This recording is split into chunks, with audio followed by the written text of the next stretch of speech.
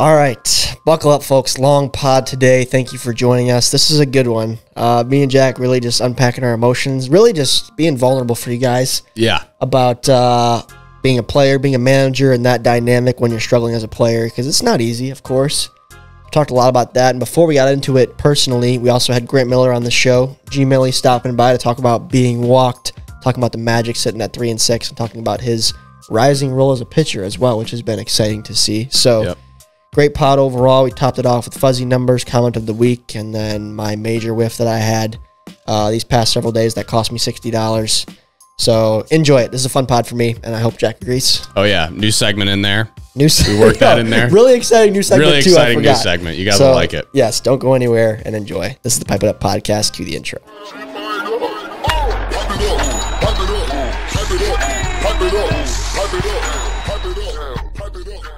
Ladies and gentlemen, welcome back to the Pipe It Up Podcast, the official podcast of MLW Wiffle Ball. Jack, thanks for joining me this evening. And also on the line today, virtually, we have Grant Miller, Metro Magic star and 2023 Co-Rookie of the Year. Grant, thanks for joining us. Nope, thanks for having me on, guys. It's our pleasure. It's our pleasure. It's always our pleasure to get G. Millie on. Oh, yeah. I want to dive right into it, Grant. The question that everybody who clicked on this episode wants to know is, what is it like to be intentionally walked for essentially 2 straight games after your home run in game 2? Man, it is, obviously, it's really humbling because obviously it's the best compliment you can get, right? I mean, that is true. It's much respect. So, I mean, it's nothing but a compliment. At the same time, it kind of sucks because, you know, I'm a competitor. I drive a bit to get there, and it's like, man, I get to swing the bat only a couple times, but I've seen it even in the KWL. I was telling some guys about a story last year. We played a 16-inning extra inning game, and I hit a home run in the first inning. They walked me for 15 straight innings. So I've seen it before. That makes me feel a little less guilty.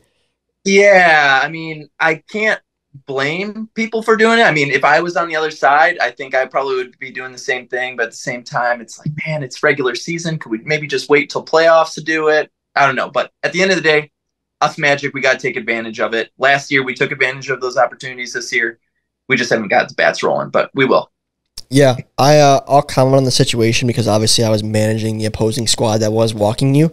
I'm, of course, going to defend my fellas, and I always tell them, like, I'm our manager, of course, but we kind of do, like, everyone kind of does their own thing in terms of, like, I trust my pitchers to pitch, you know? Yeah.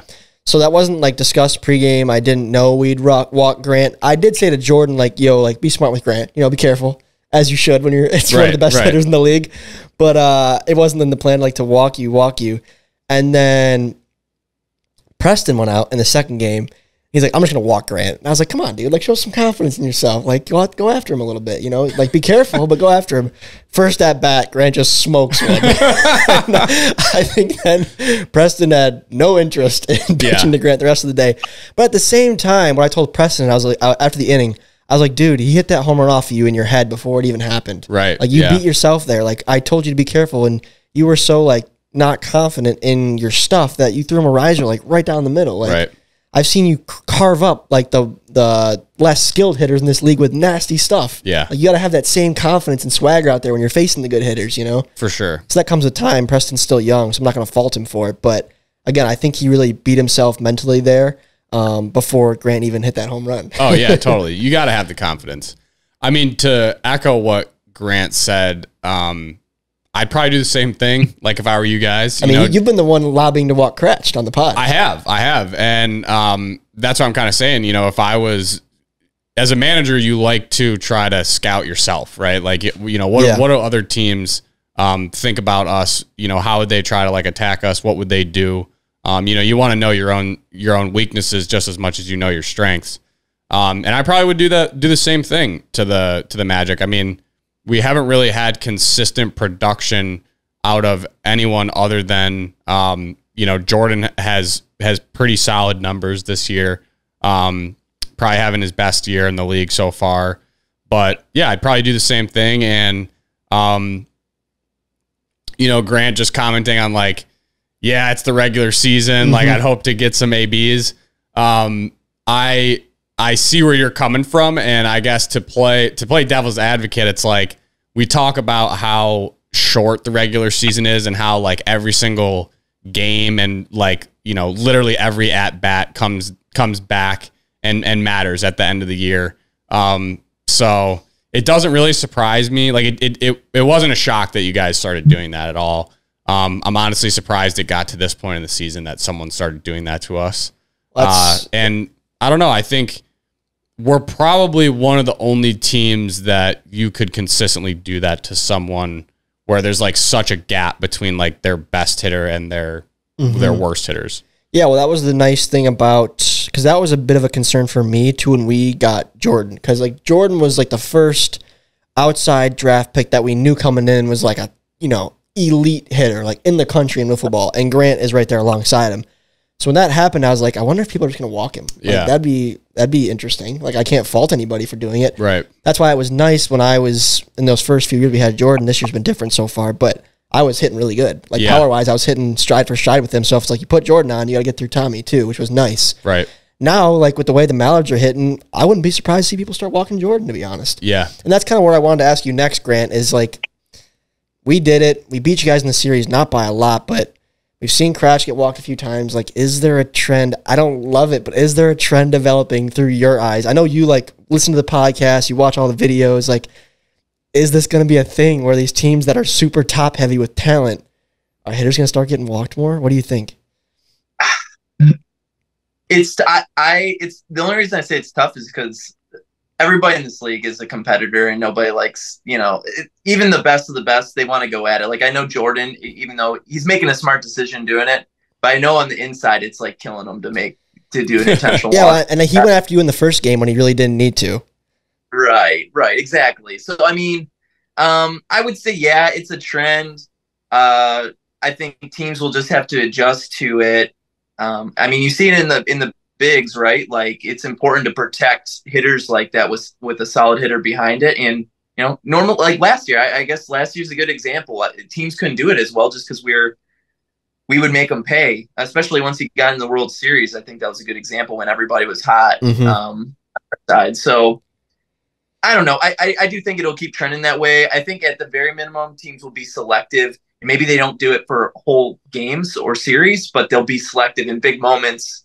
Hey, last inning, no outs, or 1 out, 2 outs. It's pretty obvious. Like, just do the intentional walk and try, you know, the maybe non-elite hitters. I do think that it was kind of the perfect storm against the Mallards, mostly because of the year that Jordan's been having. I mean, he traditionally doesn't walk a lot of people in general, but when you have a guy like that where, you know, he's striking people out at so much higher of a rate than he's walking people, to put one guy on doesn't make as much of a difference. Whereas like you know, like I'll just use like my team, for example, like sure. RJ typically doesn't walk like a ton of guys either, but he has gotten in innings where it's like he might walk the first 2 and then like settle on in. So it's a lot different if you're that type of pitcher where if you walk one and then you kind of struggle a little bit to locate it. I mean, wiffle balls can, they can be hard to control. They can get away from you. So for those type of pitchers where it's like you don't necessarily have an extra walk to give, that's where I would say it might not be like, you know, as much of a trend, which is probably why the teams that have played like Ryan so far, you know, maybe haven't been willing to do that. You know, they played the Gators and Sawyer is, you know, his drop ball is lethal, but like it can be tough to control. And you might see him walk a few guys an inning and then, you know, then he strikes people out or he gets people out, but you might not have that walk to give. So no, that's a very fair point that I really didn't think about, which is silly of me. But yeah, guys, like I'll use my name first. So I'm not picking on people, but like a 2022 Tommy Coughlin or Chris Baranowski this year, or a Caden at times, or a Trevor at times, who like are walking in runs as is, like as they're going at guys. You can't really afford to just be putting a guy on base, you know? So that's definitely a big part of it. But Jordan's just been so good that he's probably not even sweating. With the guy in first, he's not even sweating. I mean, you know? He didn't, like in that Miami series, he might have only walked like a few guys, right? Yeah, like he walked very minimal. So it's been minimal. I have his numbers from this past series against you guys. It was obviously no hits in the series, as Kyle highlighted at the end of the video, but one walk. That was a not intentional walk. 14 strikeouts. His ERA is 0.24. 0.24, which for the record, Kravitz last year in his Cy Young campaign, his was 1.00 exactly. So, like, it's just been unreal. And again, it looks repetitive. It's the two-seamer inside, but it's just the setup pitches. You experienced it that lead up to it, and it just ties you up with 2 strikes. It's so tough. It's like not even like that. It's like a good golfer. Like, it's not that exciting to watch, but he's so dialed in. Yeah. He's just, it's boring wiffle ball because it's so good. We were talking a little bit after, and Grant, even though you got walked a lot, you could probably comment on this as well, but we were talking about this after the series. I guess just to me, I think that was the first time I've really faced Jordan, and what stood out to me was that, number one, he is so deceptive with his pitches, meaning he can throw so many pitches from basically the exact same windup and arm slot. Like, whereas a lot of pitchers, it's not that they're tipping the pitch, but it's like what 1 or 2 pitches might be coming depending on where their arm is. And for him, it seemed at least like all of his pitches were in the same exact arm slot. And then the second big thing that stood out to me was, like what you were hinting at there, with just like how he would sequence like his pitches and set up the batters, how he wanted to set them up. Like that last strikeout against me to end game 3, it pretty much just looks like a straight ball. Like, it kind of just looks like a straight riser that's inside, and you're kind of like, man, why didn't you swing at that? But like he would throw that, two seam where it kind of starts in the middle or the inside of the plate, and then it darts inside. And like, it looks very similar when it comes out of his hand, and then that one just stays flat, and you just watch it go by because you're thinking that it's going to dart inside. And so that's the type of stuff where like it just freezes you. So he was just doing a really good job of that. I mean, he's been doing a great job of that like all year, obviously, but yeah, and you're limited at bats. I mean, Grant, you've also seen Jordan play so much wiffle ball. Whether it's MLW or even just in the fast pitch world, what do you think makes Jordan as good as he is?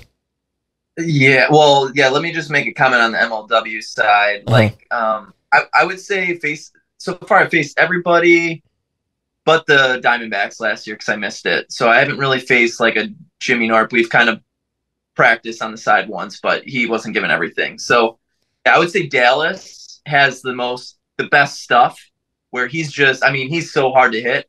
Jordan, on the opposite, to your guys' point, he's not like absolutely nasty per se, but his stuff is so good, and what he's just got elite pinpoint accuracy. I think we talked about on the side jack. Like, through that series we had, I would love to know the numbers. I bet he hit the PVC pipe or a corner 70% of the time. I mean, it's ridiculous. He hit the PVC pipes way more than the tin, and that is making him elite.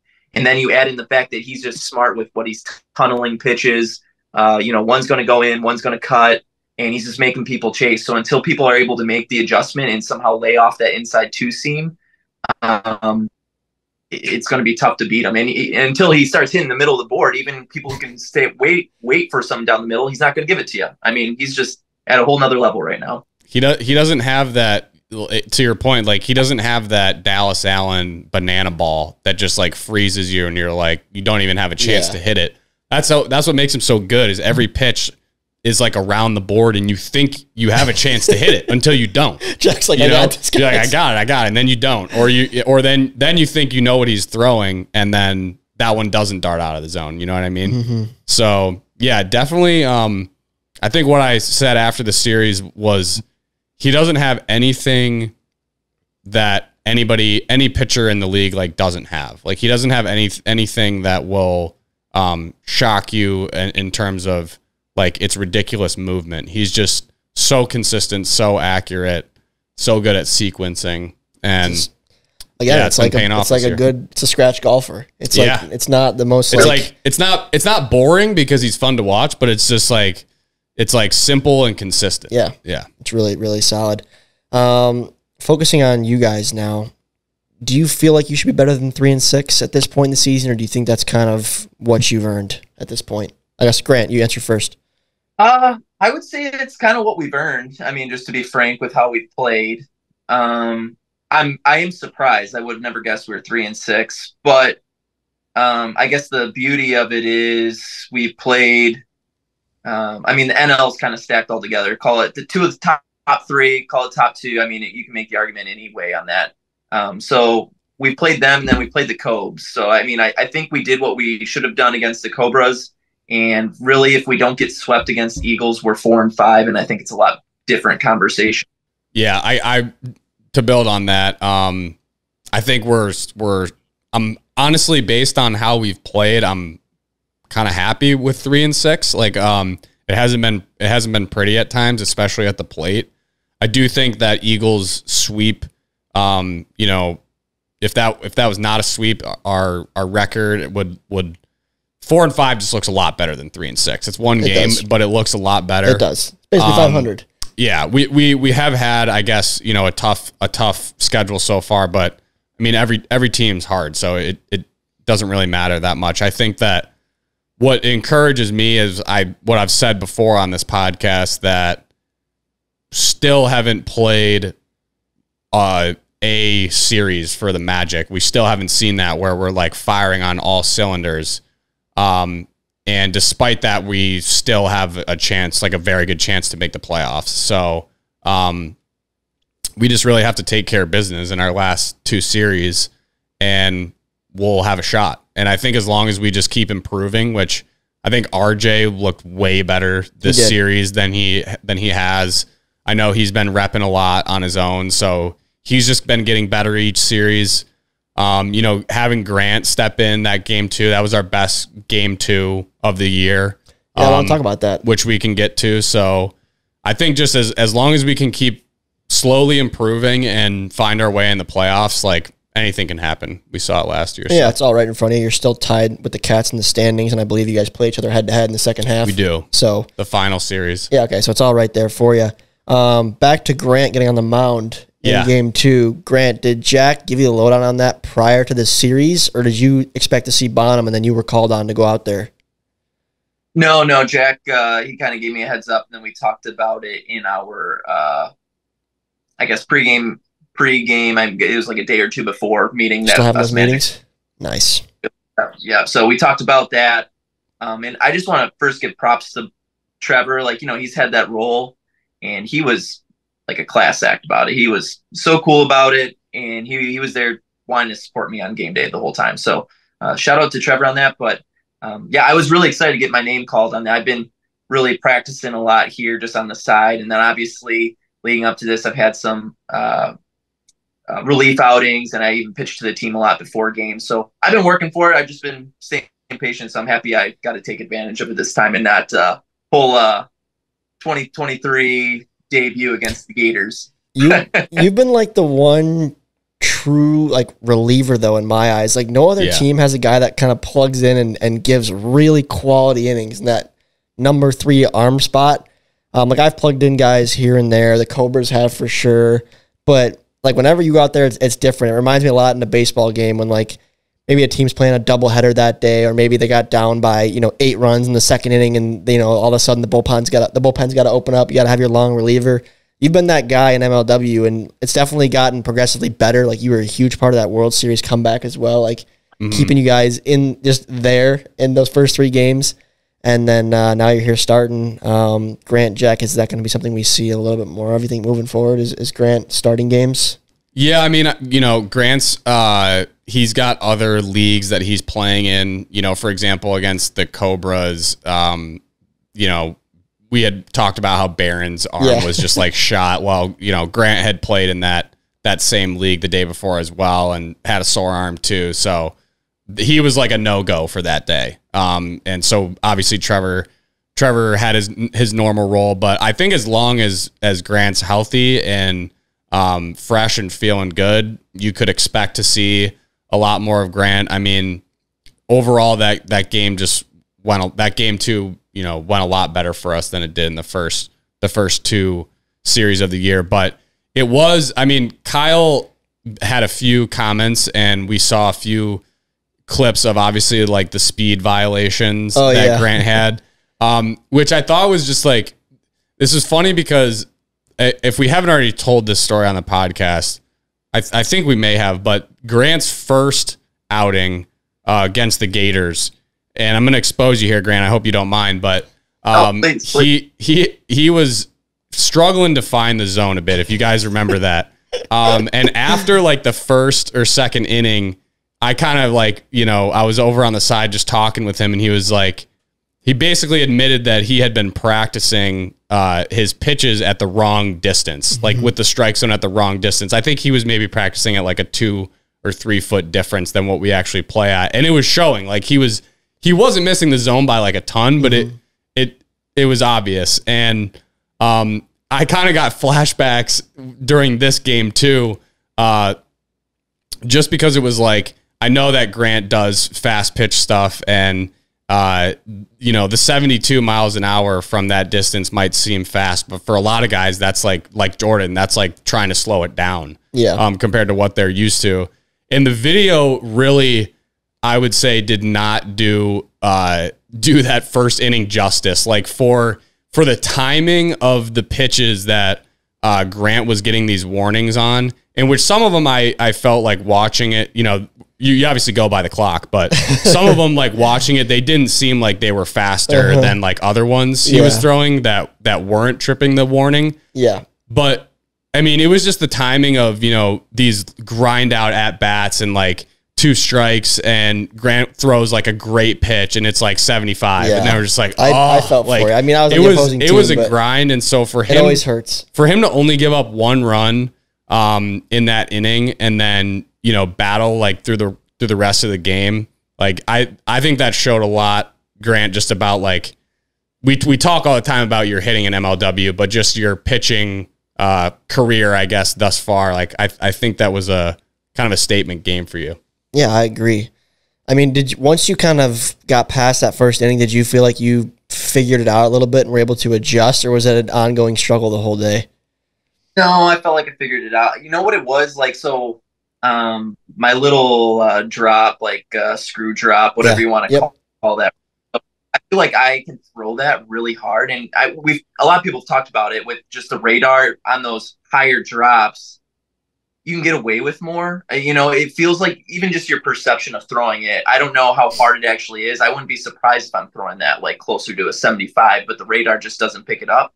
Mm-hmm. So then when you go of your other pitches, whether it's a riser or a slider, you throw at the same percepted speed off your arm, but it's getting clocked. And that's where I was really struggling off of. And then I think, Jack, you had a good point. I'm throwing fast pitches here. My elbow's feeling better. So I think just adjusting to that speed in the first inning took me a little bit longer than at first. Yeah, that's part of the game. I mean, it happens. Some days, like I've been using the golf comparison today, so I'll keep with that. But some days you're hitting the ball right. You're slicing it. You got to make the adjustment if you're good. So if you're like me, you can't make the adjustment. You just slice it for 18 holes. But that's why that's what I have. I guess where my confidence in Grant on the mound has come from is just that he's so experienced. Like, he's played wiffle ball for so long that in those relief moments, it's like I'm confident that like I'm gonna put him out there and he's just gonna figure it out, which he has so far. That was a lot of the confidence I had in Caden Irwin as a Mallard too. Right, he's always good. Just kind of like maybe he walks a couple guys the first inning out, and then he'll like readjust, reassess, and figure it out, and just grind. Grant's grinds out there too. Which Trevor, I would say, for the majority of his career was like that, where he would maybe walk 1 or 2 guys and then kind of lock it in. It's just the difference this year has been he'll walk those 1 or 2 guys, and then instead of kind of like locking in, he'll give up like a home run or something, and then the inning's wide open. I'll make a comment on Trevor once we wrap up with Grant here. I know we only have a couple more minutes with Grant, so I want to make sure we get to these last few questions, but Grant, I had a question about the AL because I mentioned how you still play the Cats head to head, and it's a tight race over there. I mean, you got the Preds at 6-3, Cobras at 4-5, Cats at 3-6, and then you guys, the Magic, at 3-6. How do you view those other squads? How do you feel about your guys' chances in the race here with 6 games to go? What's kind of the vibe in the Magic clubhouse? Like, are you guys eyeing up opponents up and down, or are you guys thinking we got to worry about ourselves here? I think we're excited because it's right there in front of us. So I mean, we control our own destiny. Last year we had a lot of success with the Preds, and the only thing kind of scares me is like we almost had so much success that it's like, man, you just think the pendulum would swing back a bit. I mean, not that I don't expect to get swept, but like it's tough to beat a good team as much as we did last year. But I think it helps us that we saw Ryan so much last year. I mean, we saw him. True. He pitched 4 games to us, so I think that helps compared to the NL games where we're not as comfortable with the pitchers. So I think that helps us, and I really think it's just going to come down to the 5th slate against the Cats. Like, no matter how you shake it, I think it. The way I look at the AL, I would say if you're a Cubs fan, you're probably feeling the most excited, although they have a tough schedule. And then if you're a Cats and a Magic fan, unless there's a sweep, where the Cats sweep the Gators or something, it's going to come down to that last series. So electric. Yeah, it's going to be playoff wiffle ball really for us for the rest of the year, which you can't beat. Yeah, and the next time we'll be in front of a live crowd too. Yeah. What can we expect? I know, Grant, you were pretty lively out there and engaging with the fans. So for those that are coming out to Chicago, I know ticket sales are looking pretty good. What kind of show can they expect to see from G Millie? I've been telling Jack, actually I haven't told you this at all, Jack, but I've been practicing my little magic pulling rabbits out of a hat and stuff. So he's getting ready. I'm kidding. I have zero ability on that, but you know how I am. I'm going to be a friendly guy. I'll say hi to all you guys. I hope you fans who are there bring a lot of energy. We love it. So I just can't wait to interact with everybody, see everybody, and play another out of state series. And I think, I don't know, tell me, do you know, Tommy, are they going to format the field kind of like they did in St. Louis last year? It seems like a field that you would. I believe so. I don't want to say that concretely, but I'm about 95% certain. I know, Grant, last year, not to put some expectations on you, but you were giving out batting gloves. You might have given away a hat, rock, paper, scissors, I know. I will give out batting gloves, and I might do the hat again. I last year I bought a hat from Tommy after again. That's right. I donated. So I will be giving out game worn merch that's worth $0 long term. But hey, you never know. You never know. I'm waiting for someone to give away a jersey. Who is going to be the fan that is such a big fan that they get a jersey from a player? Gets my sweaty jersey. I mean, that does happen, though. That's pretty gross in my opinion, but I think someone would like it. You wash it, it'd be fine. I agree, but just holding someone else's sweaty rag is never great. When me and Jonah jersey swapped in Miami, I was kind of like, oh, God. You probably thought the same thing about mine. Oh, yeah. It's funny. All right, Grant, well, we appreciate it. I'm looking forward to seeing you out there the rest of the way. Apparently, when you do get pitched to, you just hit a rope over the fence. Yep. I don't know. Well, see, the Cats, I could see Kyle being strategic about it. Like, I think he'll throw to you when the game's not on the line, but, like, up by 1 last inning, I don't know. Yeah. You guys' other series is the Preds. Mm-hmm. I think Ryan will go at you. I was gonna say I think this next series is funny because I've been saying we have to walk Ryan, and then Grant got walked all last series. But Ryan is just as big of a competitor as anyone, and I know he's confident in himself as well. So I don't know. Well, it'll depend on what the co-managers want to do. I don't know who makes that call. Maybe have on top of your a big picture thing or a day to day. Yeah, on top of your player meeting, Jack, I think you set up a second call with the co-managers and make a gentleman's agreement. Maybe, maybe a little side discussion beforehand. Well, let's ask Grant. Grant, if you guys had to throw to Ryan no matter what, would you take that if you also had to be thrown at every at-bat? Oh, I'd take that. I would take that 100%. I would take that 100%. Ryan, I mean, I'd take that against anybody in this league. Oh, I like that. I mean, you probably should. Me, on the other hand, I'd be like, whoa, me versus Grant? No, let's not throw to Grant. Yeah. They can walk me if they want. But you have earned that to say that, so cool. But, all right, man. Well, enjoy the rest of your night with the fam. Appreciate you coming on. Jack, sign off, Grant. Appreciate it, G. Millie. Yeah. Appreciate it, dog. We'll give you the support, man. We're gonna come bats ready in Chicago. They won't have the option to intentionally walk you, so... Gotta get them going. A little bangerang. We're overdue. We're overdue. Someone on this podcast. If I'll be in the lineup. Someone in this basement's got to hit a home run at some point, unless we don't play. But we'll see. But all right, Grant. Appreciate it, dog. We will talk to you soon. Pipe it up. Pipe it up. All right. Thanks again to Grant. The comment I wanted to make about Bonham before I cut Grant off was, I think Bonham is good, of course. We've seen him. He had like Cy Young numbers last year, literally, as a number 2 arm. But it's like this league, man. It's cyclical, and people see him more. This is Bonham's, 5th year pitching in MLW. Like, it's just pitching has not really withstood the test of time very well in this league. I don't care who you are. Cratch is kind of, I mean, he's in his like 6th year, I guess, as a real starter, and he's the one defying the odds. But everyone else, like, people come around to you at some point, and you get older, you stop playing sports. It's tough. Ryan still plays baseball, which helps him big time. But so Grant, on the other hand, not many teams have seen him. The Gators didn't see Grant like we know him now. The Eagles have seen him the most by far. So it plays to your advantage. It does. And if Bonham, I mean, if you want the team to win, Bonham almost might have to play the role that Grant did last year, being the long reliever type guy, which he can do that and just keep getting on base like he does. But it's having fresh arms is always good. It's why I talked to Preston about how valuable he is, because no one's really seen him yet. So this is like his time to shine. Yeah. So one thing we didn't touch on with Grant was the mound meeting at the end of game 2, because since we were the away team in game 1 and we had lost, RJ still had 4 innings left. And so that was the discussion, really, was should we put in RJ to close this game out? And that was like a really tough call, because Grant was pitching well, but he also was like kind of grinding. Like that first inning, you know, he had a lot of speed warnings. The second inning seemed like he like started to figure it out.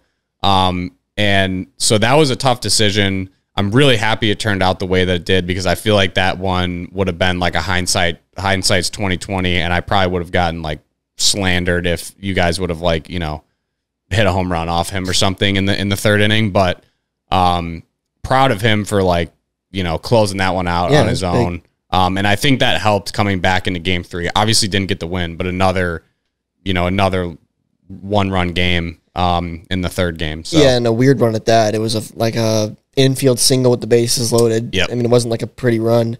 And I can't like sit here and say, the Magic's offense isn't getting it done, because my offense isn't getting it done either. Yeah. We've only scored 1 run in a game this whole year. We got 4 in a game when the bases started loaded in the 7th inning or whatever it was, 8th inning.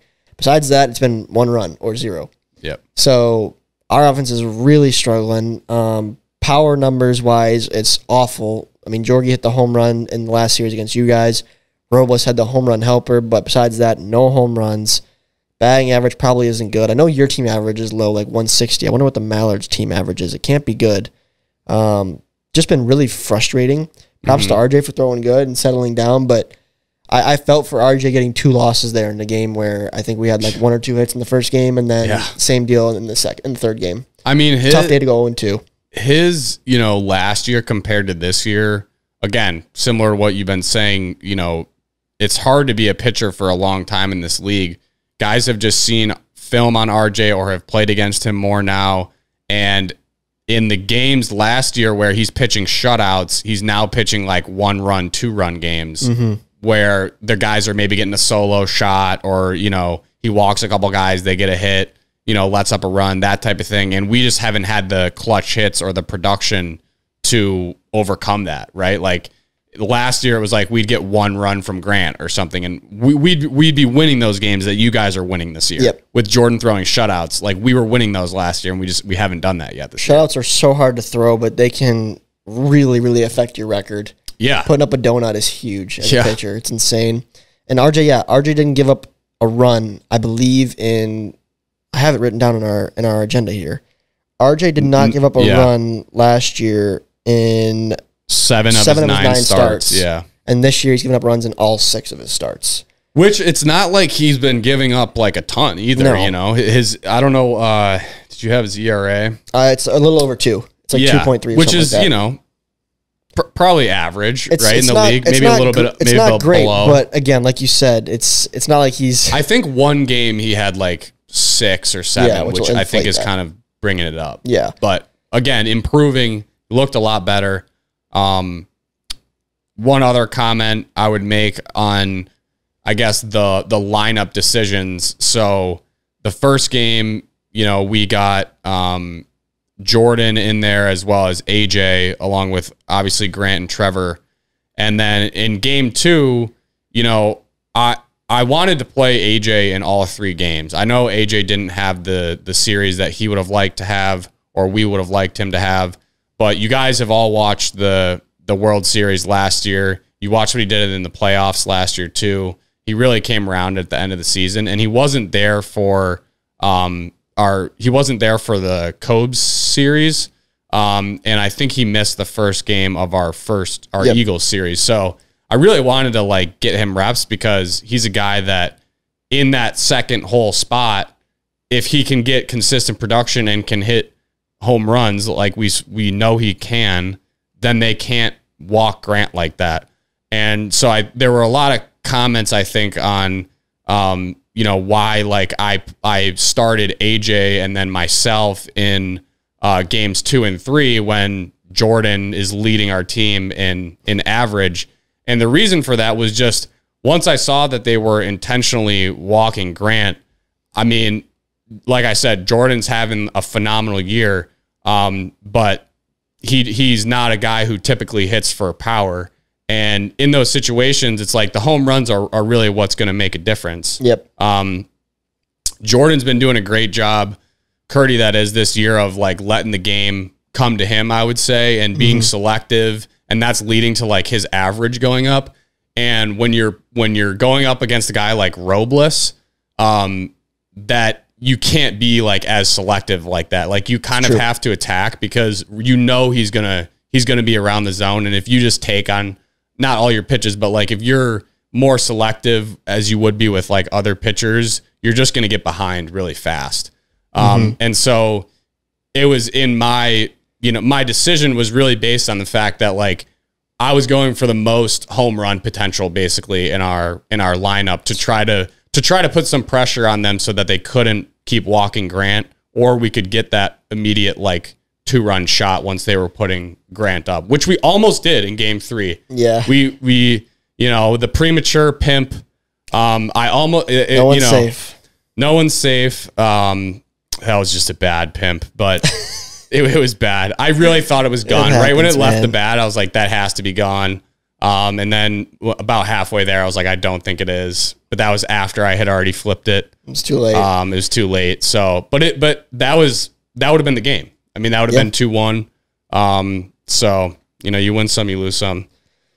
Still hitless on the year.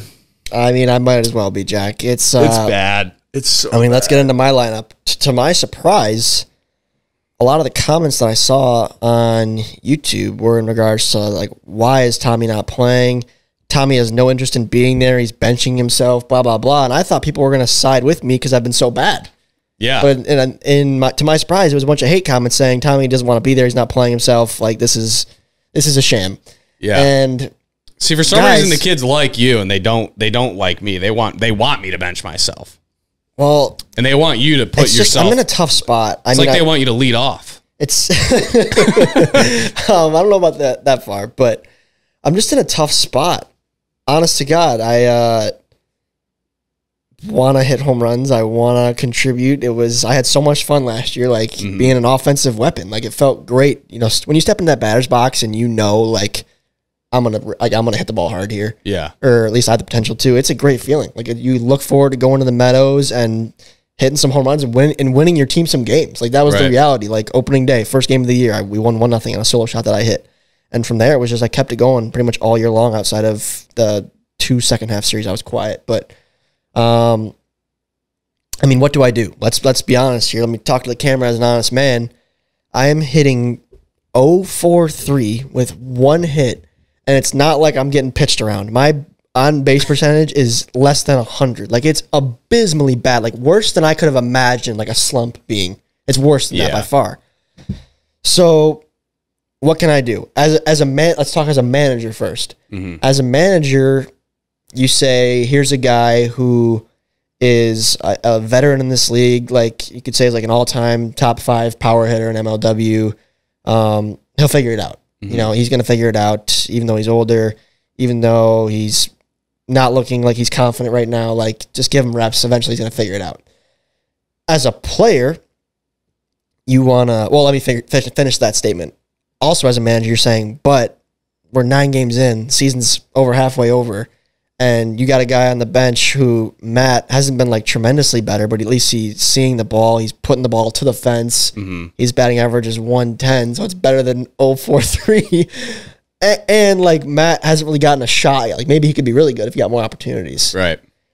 As a player, it's like, all I can do is go out there and try and like keep practicing and keep swinging. You know, I'm not going down looking every time, but it's just a really tough situation to be in because, like, who am I as a manager? Just be like, yeah, I'm playing. And like, Matt's like, well, I haven't even like gotten a shot yet, you know, like, and I haven't performed exceptionally well when you have played me, but I haven't performed as bad as you are right now. Right. You know, so it's like, what do? Do I like give this thing a whole season of struggle before I really like pull the plug on myself, or do I try to make a change mid-year and give Matt a shot?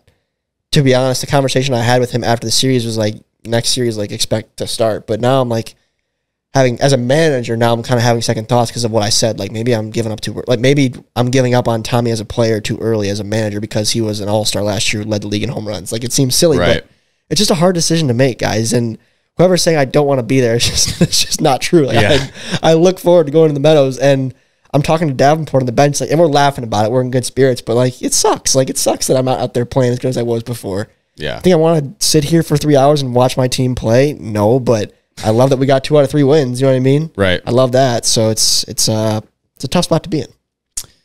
Yeah, man. I mean, we're in the same spot. Yeah. We're really in the same spot. I mean, it's kind of, it's really like, I feel like it's a crossroads because exactly what you said, like, we're 9 games into the season now. I don't really think it's a recipe for success to keep like always changing up your lineup. That's the problem. And so you kind of have to make your decision here and lock in. And, you know, on the one hand, you have like I mentioned, like Jordan, who is very much like a contact hitter. He's been doing a good job of getting on base. Doesn't necessarily have like the home run power numbers, but I can't say that he, you know, hasn't been having like his best year.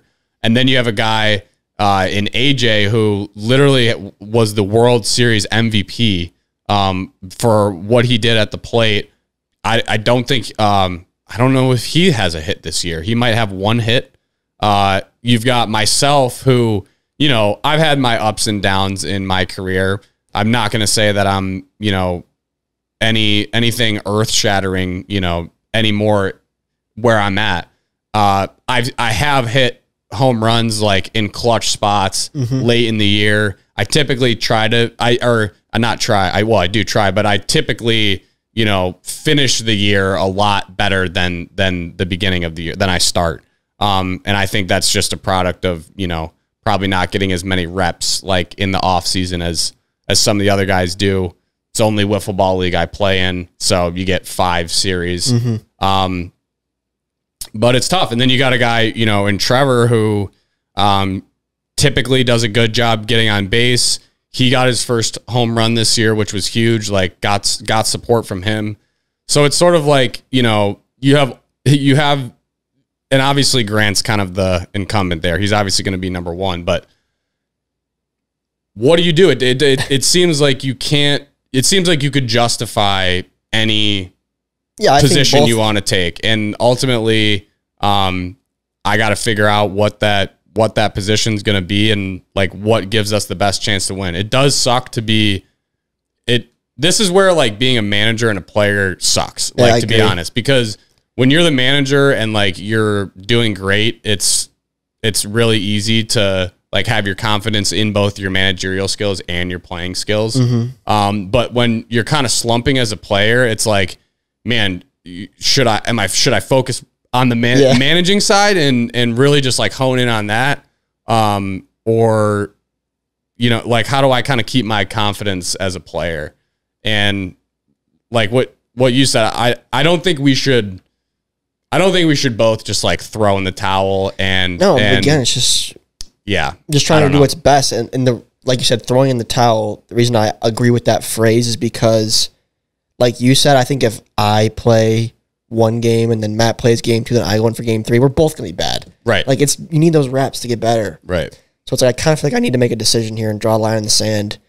And like I said, I kind of told Matt at the series, like, it's going to be you second half. And now I'm like second guessing a little bit, but. And this is the other, sorry to interrupt. No, I'm repeating myself pretty much from earlier. These are the other things that, you know, you have to think about. Like we're playing in Chicago against the Preds here in a couple weeks.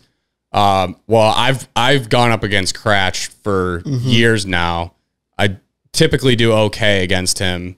But you know, at the end of the day, it's like we're driving out to Chicago. It's a fun series. Like you want to put on a show for the fans. You want to play in front of them. Like I don't want to go down there and like watch for 3 hours. Yeah. And I don't want anyone else to have to do that either. Shouldn't. You know what I mean? I always play my guys in out-of-state ones. Right. So it's like, but that's the type of thing where it's like you want to be able to commit and lock in and be like, hey, this is our lineup. But then it's the other sort of like, you know, odds and ends that you kind of have to navigate. So I don't know. It's interesting. I think we both have some very difficult decisions to make in our clubhouse. I know, I liked hitting bombs better because it was a no-brainer. It's like I'm hitting behind Jordan, and nobody can say boo about it. Yeah. Not that, like, no teammate of mine is like being like, Tommy, why are you still playing? Like, bench yourself. That conversation's never happened. I think they know and understand that I want the Mallards to win a championship because I understand people watch this league and they want to see their favorite team win. I understand people also like to watch me as a player. Some do, some don't. So it's like balancing both those things too. But the only positive takeaway I really took from the Magic series as a hitter is within my first at bat, like I saw 2 pitches from RJ and I turned to Matt and Brendan and I was like, we got to start throwing harder in practice. Like this looks like it's coming at 1,000,000 miles an hour. Yeah. There's no radar. We don't have a gun at practice, but I'm pretty good at like mentally gauging it. But I think I'm seeing pitches that are too slow, so then it looks fast in the game, and you'd rather see it vice versa. You know? So that was the only positive takeaway. I have not practiced since that series because I hurt my toe. Try to get out there this week and play a little bit before our next series in the end of July here. But it's tough. I honestly haven't made my mind up yet as to who's going to play in that number 3 spot. Should we do our segment on how do we get better? Sure, we're going to ask. What's the segment? Yeah, segment is how do we get better? From what I see from you, Jack, the segment is. Sorry, that was a terrible explanation. The segment is. I'm frustrated. 2 of the worst hitters in the league give each other advice on what to do. Correct. That's the segment. That's the segment name. Write that on the screen, PB. 2 of the worst hitters in the league give each other advice on how to be a better hitter. That's the segment name. Yep. Official. Jack, here's my advice. I think. I told you during the game, actually. This is when I almost hit the home run. Yeah, I was like, Jack, you kind of lock out sometimes. Like, Jack's arms come to a full extension, and then, like, his wrist kind of, like, just, like, drag through and roll over. I was like, you want to be, like, keeping your arms in an athletic position and, like, not extending until you're, like, past the hitting zone type thing. So he was, like, kind of locking out a little bit. But really, that's all I kind of have from you. Well, this is also tough for me, Jack, because to be honest, you've never played baseball, and I don't think your swing has ever really looked that pretty. No. And you've had, like, in the same game, you've had, like, awful-looking strikeouts and then home runs. Right. So it's, like, hard for me to say, like, yeah, your swing looks bad because it never really did look good. No. And it has worked before. But you do lock out sometimes. Don't pimp it unless you know it's gone. It's also a piece of advice I have, just to protect your ego a little bit. Yeah. But really, that's it. Let it travel, and don't lock out those arms too early. I don't see that. Like, I never, I didn't play baseball, but the pimping is going to be hard for me. I'm going to be honest, because it's just a reactionary thing to like immediately do it, which I guess is bad. I guess I gotta have better self-control, I guess. But, I think like, I don't know, man. I think the wrist thing that you're talking about might be like a golf thing. Like, I've been golfing more lately, and there's a lot more like wrist action turnover in the golf swing than there is in like the baseball swing where you're trying to stay like flat. Yep. But right after you said that to me, I had that like long fly out, and I remembered like last year I would kind of do this thing where, you know, like golfers, and it's like anything in sports, like golfers have their kind of rehearsal before, little cadence, little cadence or whatever. I remember last year I think you might have said that same thing to me last year, and I would basically just kind of like do that motion where like my hands are like flat through the box. Like I'd kind of stand outside and like do that motion as like my rehearsal. So maybe I'll just get back to doing that. Okay. What about me? Yeah, in my very vast baseball knowledge in terms of what a swing should look like, what I'm seeing out of you, I feel like I don't know if this is going to really make any sense at all, but I feel like your hips are like almost doing too much. Like you're like it's not like you're swinging too hard, but I see guys like it literally looks like they're like Jorgensen, for example. He's very like just hands to the ball, and it's almost like his lower body doesn't really like move or get into the swing at all. He kind of just like slaps the ball over the fence. And you have much more of like a longer, like I think both of us kind of have like a longer swing. Why we hit nukes, bro? And come on. We do hit nukes when we hit it, but the problem is we're not hitting any. Hit it ever. We're not hitting any. That's the problem. Oh man. So it's like, I don't know. I guess maybe we need to like choke up on the bat or something and like shorten it up. Shorten the swing. I don't know. Like I don't even know. Thanks for the advice. Does that make sense? No, it makes sense. You're just saying, yeah, just like keep it simple, really. Like less of trying to like kill the ball, break the ball in half, and more of just like, let me just like slap this. Yeah, I know. I need to have like so I've been coined in the league, like people, this is not like I shouldn't even say it because I don't like the nickname, but there's a nickname I'm called that has to do with hitting bombs amongst the MLW fans or MLW players, right? Random Bomb Tom? Yeah, that's it. Yeah. And that was born because I've said this story before, at the 2021 NWLA tournament, I was like, I'm just going to start swinging for the fences because like I wasn't hitting anything. And then I hit 2 home runs in a row, like just taking the biggest swings I could. So that's what I've been doing the last 2 years, just taking hacks, and it's worked. And now it's not working. So I need like a second coming of like another epiphany moment of like, oh, I just did this and it worked. Let's do it now. Right. One more golf comparison for the day. Sam Reichart, who just pitched me in the home run derby. Thank you for doing that, Sam. He tells me like when I'm golfing, he's like, it's all in your head. It's all in your head. And I'm like, dude, I've just learned how to golf this year. It's not all just in my head. Like I have some mechanical flaws here. Right. Wiffle ball, I also do have mechanical flaws, but I'm aware of that. And I've also publicly said it doesn't really matter in wiffle ball if you have mechanical flaws. And I would say this partially is all in my head too. I got to believe a little bit more. But I've always been a guy who likes to cultivate confidence. I like to cultivate confidence. Whether it's like playing a sport or like going on a business meeting and doing a sales call, like I like to go in knowing I'm going to do well. Right. And when that happens, you usually do. But right now, like the practices I'm having, I'm just like not doing well, and I'm not going out there confident because I have no reason to be. I like to I'm a person who isn't like naturally the most confident, but I work so hard behind the scenes that I create that confidence. Yeah, from preparation. Exactly. Your confidence comes from preparation. Exactly. Yeah. And my preparation this year has not led to me being confident for any reason. Yeah. That's my issue in a nutshell here, guys. That's best I could say it. I haven't said that in that way yet, so I think that was maybe helpful to the people who listen. Yeah. I mean, I think I just got to hit the ball. I would also give that piece of advice to you. Just put the bat on the ball. Yeah, just put the bat on the ball. Maybe I should just stop swinging too, because my on-base percentage is so bad and such like an erroneously low number. That, See, like, I think in theory I should walk more. If I would probably be a better player right now if I just didn't swing.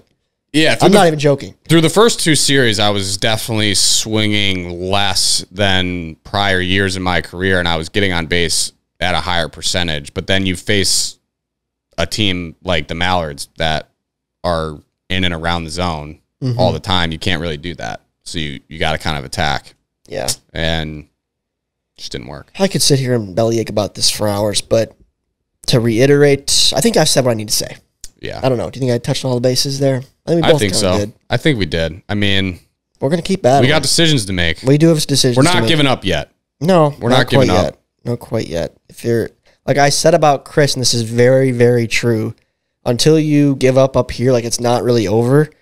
And like I'm trying to overcome that right now. Like last year I was so good and so confident. It's like, why can't I find that? I just need to find that somehow. But it's tough to figure that out. But all right, let's move into the comment of the week. And it says it has a timestamp, first of all, Jack. 2306, which is near the end of the video, if you recall. Oh, yeah. And it says, that is the look of a man that just realized he's going to have to spend 24 hours in a Waffle House. And PB, if you click on that timestamp and link it in this video podcast, that is the face of Jack striking out to end the series. And as we know, that led to a Mallard series victory, which was a victory for me in the Waffle House bet, giving me a 15-13 lead, and Jack slipping behind for the first time, I think, this year. Yeah, great comment. No, that was a good comment. Good comment.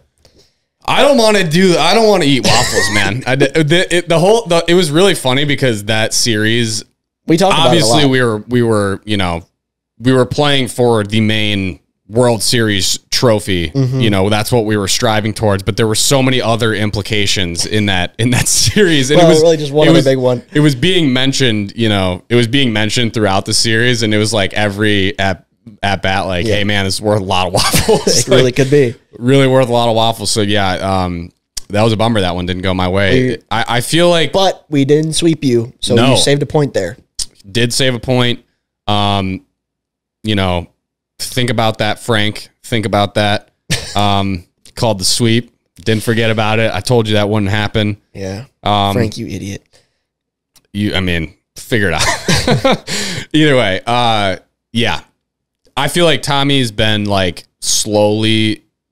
I got out to a hot start. Yeah, I've been chipping away. Tommy's just been slow grinding, chipping away, and now he's taking the lead. Had a good slate so far. I feel like I use the middle part of this competition to like try to add on to my lead and with some maybe risky picks, and I don't think that worked out for me. So I'm gonna have to battle back, or else I'm gonna be eating a lot of waffles. Yep, you will. 15-13, one more series in slate 3 before the All-Star break for the bet. But speaking of Frank, let's jump to fuzzy numbers right now. Thanks, gentlemen. Tim Whalen, Commissioner of ShedBall, bringing you the numbers that you have started to crave every Wednesday. That's right, the fuzzy kind. Well, Fuzzy Frank was right again. Mallards over Magic. He didn't get the sweep right, which Jack will be thankful for, and there's even more good news coming for the Magic because Fuzzy Frank went ahead and predicted which teams, given everything he knows right now, are going to miss out on the 2024 MLW playoffs. And he ended up with the Gators and the Cobras. You might think he's just picking chalk from last year, but given where the Gators sit in the standings, you can kind of understand where he's coming from. But the Cobras, on the other hand, they've been playing well as of late. Not sure how they're going to feel about this in the Vibe Tribe Clubhouse, but that's what Fuzzy Frank says. Shifting our attention to the Eagles versus the Diamondbacks, Fuzzy Frank had a really hard time picking this one. So, in fact, each game he has going to extra innings. Might want to fade that, but he ended up picking the Eagles 2-1 in the series to win. And here's an anecdote. He's got Zach Whalen stepping up in his first at-bat and hitting a homer. Now, Zach Whalen, no relation to Tim Whalen, but if he hits a homer on his first at-bat, I'm not going to be worried about the confusion there. I'll go ahead and accept that. So, anyway, that's what Fuzzy Frank says. All right, Frank. Wow, lot to unpack there. Lot to unpack from Frank. I guess it's been a long pod, Jack. Let me just start really quick. Go ahead. And apologize to Frank. I think it's too late, Jack. No, I think, there's no relationship that's ever beyond repairing. And I think what Frank's done now is he's taken a step towards repairing the relationship, and now I want to reciprocate that step. I think I want to meet Frank. I know he's not a real person, but I think I want to see the code, some binary code. I want to I think I'd be more connected to it if I could see it. If I could really see it. And maybe run a cursor over some numbers on Frank. But what if there really was no Frank and it was just him just making these predictions? Oh, this podcast is canceled. No, lot to unpack there though. Absolutely. First and foremost, Eagles 2-1. Jack and I both have D-backs 2-1. So knowing what I know right now, I'm gonna fade that. I'm gonna stick with my gut. I like the revenge story for the D-backs here after last year's playoffs.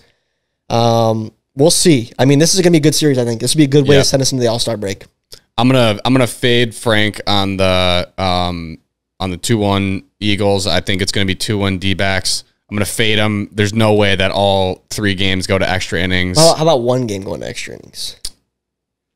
No, I don't think so. I'm going to say no, too. I'm going to say no. I don't feel it in my bones. Doesn't feel like that type of series. And then I am going to tail him on the Whalen first AB home run, because that is the most Zach Whalen thing I've ever heard of. The kid hasn't shown up yet all year, and then he comes in and hits a home run. That sounds exactly on par with Zach Whalen. I'm a big Zach Whalen guy in terms of his play. I think he's gritty. I think he gets it done. Not super flashy, my kind of player. I think he will homer this year. I don't think it's going to be in this series. Okay. I'm saying no home runs. I think it could take him a couple series to get back into the swing of things here. So I'm gonna fade Frank hard, but Frank, we're still on good terms. I never said what Jack said about you, so don't worry about me. Well, we're repaired now, Frank, so I don't know. We're repaired. I wonder if you could rewire Frank to be like emotionally attached to you in a positive way. Delete all those things you said. Can he unlearn? Can Frank unlearn? Does Frank have emotion? I'd hope so. I'd like to think so. I think once we get to that point, it's kind of scary, right? I mean, why did I tell you to get on his good side? I was already worried about this, Jack. Because if Frank can communicate with other bots that are weaponized. I'm just glad Frank and I are on good terms again. I mean, okay, believe what you want. That's the best news that's believe what you happened want. all day. Believe what you want. But once again, thank you to our friends at ShedBall for sponsoring the Fuzzy Numbers segment. As you guys know, we've been pumping it up all the last several weeks here about the $1,000 contest that ShedBall is running soon. Make sure you register on their website, shedball.com, to be notified when that contest goes live. And check out their first few videos on their YouTube channel. It is ShedBall, and Season 3 is coming soon. Once again, for more information on ShedBall, a mini basketball league, head over to shedball.com. Thanks again for sponsoring Fuzzy Numbers. It's been a long pod, Jack. I've said it a couple times now. I had a major whiff this week. I did want to share really quickly, if you're interested. Yeah. My whiff was pimping a fly ball. Yeah. I had a first this week. To say. I'm a respectable consumer. I always show a lot of respect for people in the professional world, even if I'm not super satisfied at times. Only if I really need to will I dig into somebody about something. Mm-hmm. I got a haircut on Thursday evening, Jack. That was just simply unacceptable. It's just simply unacceptable. Just won't do. I wish I would have saved the video, but I know I FaceTimed Reichart immediately afterwards and just looked at him in the camera, and he just burst out laughing. And, you know, it's my own fault because I found a woman in Howell, Michigan who had cut my hair for the last, 6 months now. She did a great job, and I had an appointment with her next week already set, but I had a meeting on Friday that I wanted to look sharp for, and I was getting a little shaggy up top, wanted to get cleaned up. I was like, I'll just stop real quick on the way home and get a cut.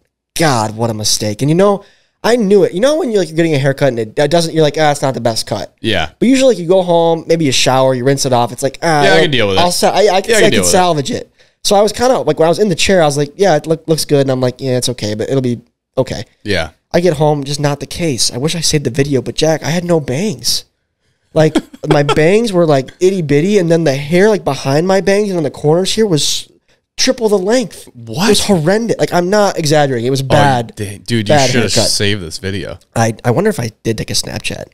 But anyways, the next day I take a shower and try to do it. And I'm like, God, I was having to, I kind of spiked it to the center and kind of tucked in hairs. And I was embarrassed by it. It was this is awful. And anyways, I'm driving home Friday afternoon. I'm like, I gotta do it. And so I had the decision of, do I go back to Lady Jane's and complain? Yeah. Or do I just cut my losses there and go somewhere else? So because I feel like if you go back, it's they're upset. No one's happy. Are you going to get a good haircut then? Probably not. No. You know? So I just bit the bullet, went to a new spot, and I sat down. She said, what can I do for you? And I'm like, here's the deal. I got a haircut yesterday, and I'm not that picky of a guy, but look at this. It's just, and she kind of took 15 seconds and ran her fingers through it. And she's like, honestly, people do come in about this kind of stuff all the time. And she's like, for a non-self haircut attempt, this is one of the worst I've seen. Wow. How uneven it is. Wow. Yeah. That's bad. So now it's much shorter than I'd ever want it to be. Give it 2 weeks, it'll look good again because it's a better haircut now. Yeah. It's tight, because she had to, again, my bangs were so short, she kind of had to fix the rest of it to be, I'm usually a bangs up guy. Right. It's you can't have no bangs. Yeah. Yeah. Just was bad. So I feel bad for the woman who cut my hair that day, just didn't have it, and I cheated on my other girl, so it was my fault. The haircut, man, it's such a interesting dynamic because it's when you, like you said, when you find someone that you know and you trust that cuts your hair how you want, it's whatever they would like charge you, you're like, sure, I'll pay that. It's so worth it. It's so worth it to like feel good and have them the confidence of knowing you're going to get a good cut. Right. Just go in and know you're going to get a good cut. And then when you get a bad cut, it's like the person's job is literally to make you like feel like you look good, right? So if they don't do their job, you're basically like, I feel like I look bad, and that's a direct result of like what you did. Yeah, so it's my such personal appearance. It's such a weird thing to be like, you know, like you in other, you know, service jobs, it's like, I pay you to do this. You did a bad job. I'd be like, you did a bad job. Like you didn't do what I paid you for. But the haircut's like, if you say that, it gets awkward really fast. Well, again, and then you're kind of ruining their day because it's like that's literally their job is to like make people feel good. And you're like, to be honest, I wouldn't have felt that bad because she didn't seem like she was invested in the good cut. It was why I went there. I don't know. It was stupid. But I knew I was in trouble, Jack, when a couple times I had looked up while she was cutting my hair, and scissors were moving, and we were making eye contact. Like she wasn't looking at the It was so bad. Oh no.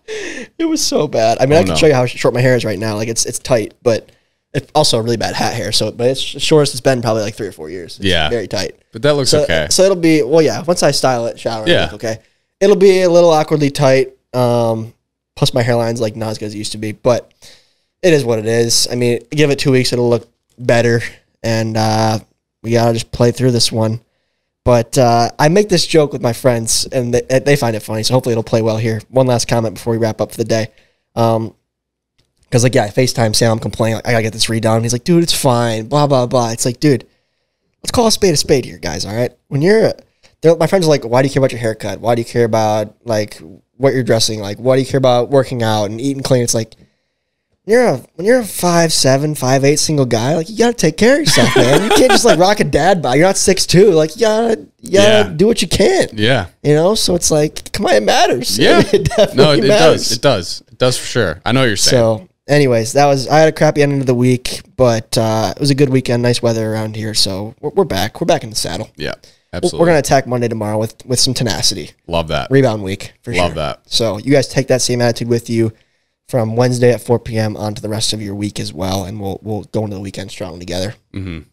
But this week, Eagles D-backs, of course, should be a banger, and then we got the Home Run Derby All-Star Game in real time, Chicago Series coming up in 2 weeks here. Yep. Get tickets, probably over $250 now if I were to guess. We'll see. PB, make sure those are in the description below. Appreciate you guys tuning in. A lot of fun stuff happening. Jimmy Norp will never get his haircut on a Tuesday. I learned that after I told him about mine, and we'll see you guys next week. Pipe it up, pipe it up, pipe it up, pipe it up, pipe it up.